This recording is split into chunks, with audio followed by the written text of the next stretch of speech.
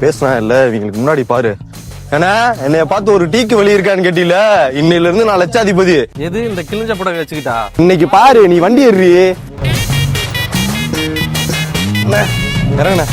என்ன எப்படியா லட்சாதிபதி ஆக்கி விட்டு? கண்டிப்பா நான் செக் பண்ணி சொல்றேன். நான் எடுத்து வந்து பழைய பாத்தீங்கன்னா செக் பண்ணி சொல்லுவோம்னே. இது வெள்ளி செருகனே, இதுவும் பட்டு செருகனே, நான் வேட்டியும் பட்டு செருகனே, இது ஒண்ணு செம்பு செருகனே. இது விலைக்கு போகாதுங்கண்ணே, இது வாங்க மாட்டோம்னே.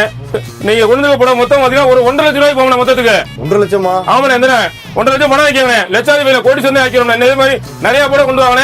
மணப்பாறையில இது மாதிரி நம்ம நிறுவனத்துல அதிகமான விலை கொடுத்து வாங்கிட்டு இருக்கோம். மணப்பாறையில வேற எங்கேயா கொடுத்து ஏமாந்துறாங்க. சரிங்கண்ணா, இது மட்டும் தான் கொடுக்குறீங்களா இல்ல? ஏன்னா ஒரு புடவை கொடுத்தாங்கன்னா வெள்ளி நாணயம் கொடுத்துருவோம். 2 புடவை மேல கொடுக்குறவங்களுக்கு குக்கர் ஃப்ரீயா கொடுக்குறோம்னா, டிஷ் புடவை கொடுக்குறவங்களுக்கு தங்க நாணயம் இலவசமா தரோம்னா. ஆனா என்கிட்ட புடவை இல்லாம பழைய செல்லாத நோட்லாம் இருக்கு. வாங்கிக்கோங்க, செல்லாத 2வது தாள் வாங்கிக்குவோம். பழைய கிழிஞ்ச ரூபா நோட்டு வாங்கிட்டு உடனே பணம் கொடுத்துருவோம். வந்து பாத்தீங்கன்னா ஜனவரி 31 வரைக்கும் இருப்போம். மணப்பாறை உயர்ந்துட்டு போறவில்ல ஆர்வி மால் தான் இருக்கிறோம். தமிழ்நாட்டிலே அதிகமான விலை கொடுத்து வாங்கிட்டு இருக்கோம்.